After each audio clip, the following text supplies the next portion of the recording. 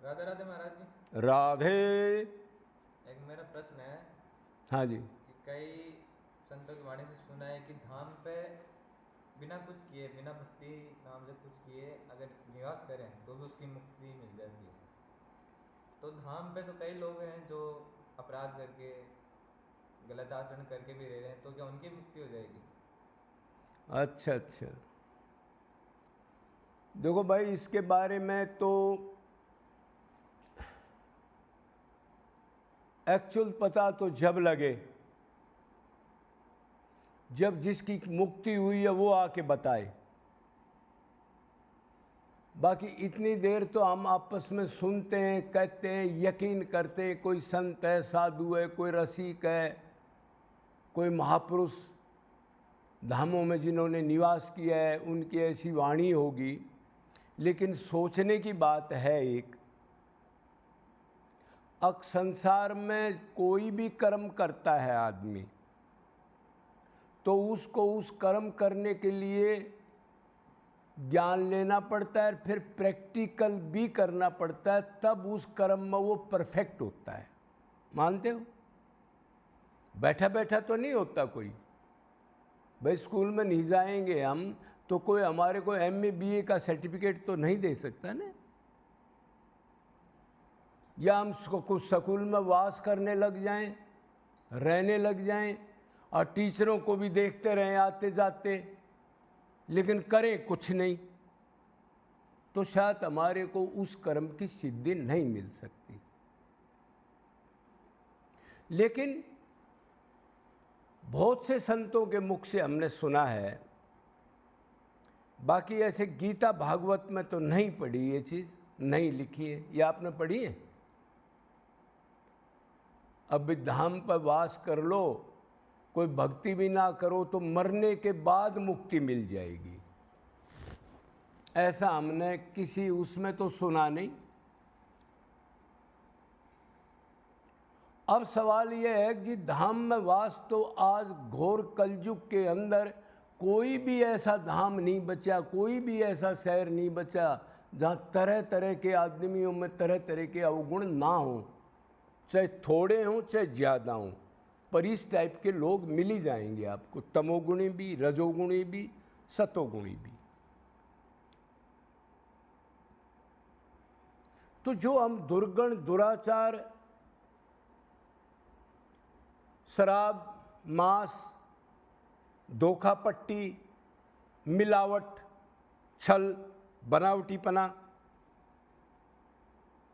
जो कर रहे हैं, भगवान तो कह रहा है जैसा जो कर्म करता उसका मैं फल देता हूं, तो वो सिद्धांत तो गलत हो जाएगा फिर। और इस सिद्धांत से एक और भी लॉस हो जाएगा, अगर ये ज़्यादा फैल जाए बात, अब धाम पर वास कर लो, चाहे भक्ति करो या मत करो, और उनकी सबकी मुक्ति हो जाएगी, मतलब वो इधर से चले जाएंगे, दोबारा जन्म नहीं लेंगे।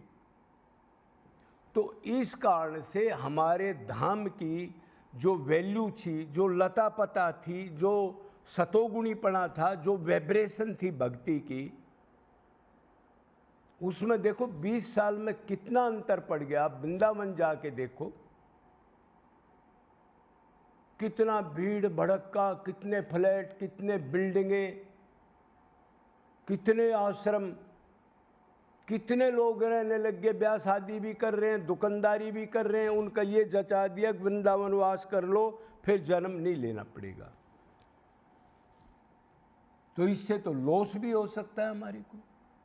धाम की जो वैल्यू होती है भक्ति की, ये तो भगवान का शरीर है ना धाम, तो इसके ऊपर ये थोड़ा ही कोई भोगी वोगी और ऐसे जूते पैर के चढ़ जाए फिर उसको वो परम लक्ष्य मिल जाए।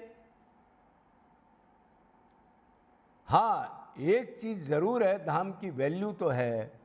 अगर धाम पर कोई भक्ति करे, एक इरादा बना के आए, पहले तो ऐसे आते थे कहीं धर्म कर्म करके भक्ति करके, जब रंग चढ़ता था उनको, जब उनको मड़मड़ी पीड़ा होती थी, धाम पर जाऊं, धाम पर जाऊं, मतलब पिछले संस्कार से राधा कृष्ण समझो उनको बुलाते थे, घेर के कैसे लाना है, इसका टाइम आ चुका है, तब वो आदमी आते थे। पहला ऐसा नहीं था कोई आके ही बस जाए और धंधा करने लग जाए इधर। वही परपंच संसारिक जो गांव में शहर में कर रहे हैं, पहले ऐसा नहीं था। धाम की वैल्यू थी, धाम पर ये इस टाइप के परमाणु, इस टाइप के तत्व नहीं थे। अब तो तरह तरह के तत्व इधर आ रहे हैं धाम के अंदर। क्या मंदिरों में ही लूट खसोट हो रही है? जो मेन जिन मंदिरों में आप माथा टेकते हो, श्रद्धा है, भगवान से प्रार्थना करते हो, उधर ही आपको कोई थोड़ी देर बैठने नहीं देगा, आपके पीछे लग जाएंगे। देखते हो ना? अरे उसकी बात छोड़ो, आप अपने बुजुर्गों का वो क्या करते हैं हमारे को तो नहीं पता। गंगा जी ले जाते हैं, क्या ले जाते हैं? फूल। उधर ही जा करके वो अटक जाते हैं। गरीब आदमी हो, 50 रुपये 200 लूंगा मैं तो पंडा, नहीं तो मार दूंगा तेरे को। वो बेचारा खुद परेशानी में, उसका बाप मर गया, अब वो उसकी जिद लगा रहा है। ये धाम का जिक्र है, वो भी तो धाम ही है। तो धाम की इतनी वैल्यू है, कोई उस पर्पज से आए, आध्यात्मिक पराकाष्ठा के अपने लक्ष्य को प्राप्त करने के लिए लालायित हो जाए, और वो फिर वहाँ के वास करे और अपना तत्व ज्ञान इस्तेमाल कर करके और भगवान में ही मन लगाए, दूसरे परपंच की चाहत ना हो, लड्डू पेड़ा की भी ना हो, भंडारे की भी ना हो, घूमने की भी ना हो, बस एक ही चाहत हो, उसमें जितनी देर मन लगा के उससे प्रार्थना करके और मैं सदा इधर से उसके लोक चला जाऊं, ये जिसका लक्ष्य हो, तो उसको धाम के अंदर 20 नंबर तो आपको आंख मीच के मिल जाएंगे। ये एक ग्रेस मार्क है। बाकी कोई कैसा भी कर्म करे और उसको फल ना मिले और वो जाके मुक्त हो जाए, अरे या आखिर में उसका नाम निकल जाए मुख से, कोटि जन्म कोई जतन कराई, अंत समय राम ना आई। बड़े बड़े योगिंदर मुनिंदर, बड़े बड़े जो इतनी भक्ति, इतने नाम जप, इतने तत्व ज्ञान के साथ करते हुए, उनको भी आखिर में राम नाम नहीं निकलता। राम नाम निकल जाए तो चिंतन नहीं होता अंदर का, क्यों? चिंतन भी साथ चाहिए।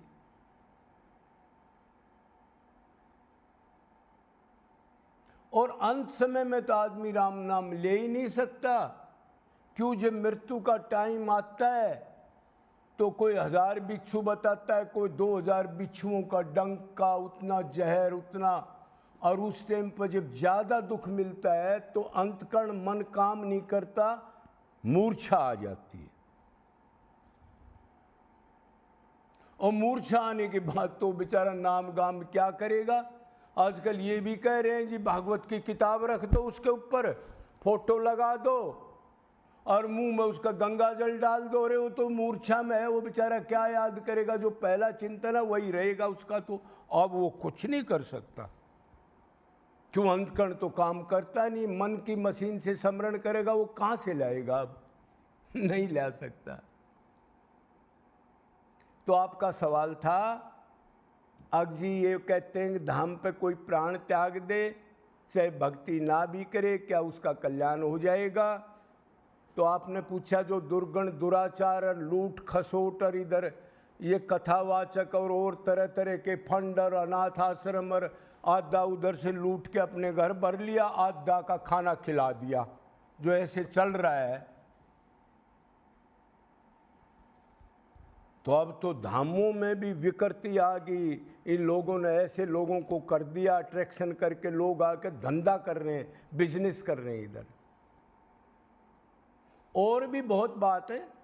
धाम में वास करते हो, हाँ, अगर ऐसे वास करते हो, आप कोई संसारिक बात नहीं करते, संसारिक जगह परपंच में नहीं घूमते, विषयी लोगों का संग नहीं करते, अपना धर्म की कमाई की 2 रोटी खाते हो, टाइम बर्बाद नहीं करते, फ़ोन नहीं करते, घर से कनेक्शन नहीं रखते, 24 घंटे व्याकुलता आपके यहाँ, जीवों पर दया करते हो, 2 पैसे आपके हैं उनसे दान करते हो, धाम पा के पेड़ लगाते हो, कोई इस टाइप की जीवों की सेवा करते हो और निरंतर चिंतन करते हो, इतना बंदोबस्त अगर आप रखते हो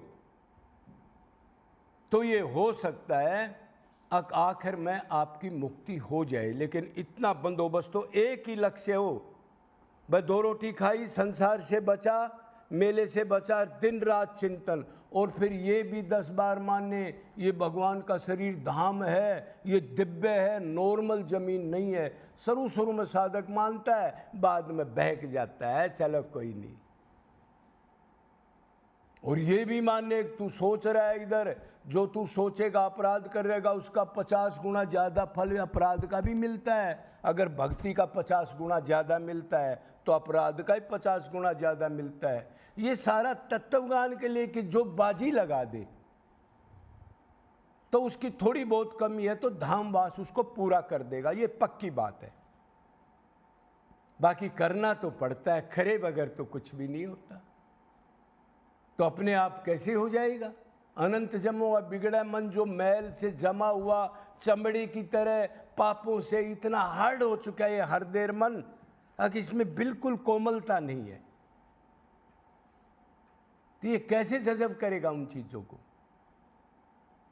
तो ऐसा नहीं है, काम करना है, भक्ति करनी है और धाम को भगवान का दिव्य रूप मानना है, रोना है, तड़फना है। अब धाम पर आके भी मेरा कोई खास भाव नहीं मिलता, मेरा मन इधर उधर क्यों जाता है, ऐसा बार बार चिंतन करके पश्चाताप करना है।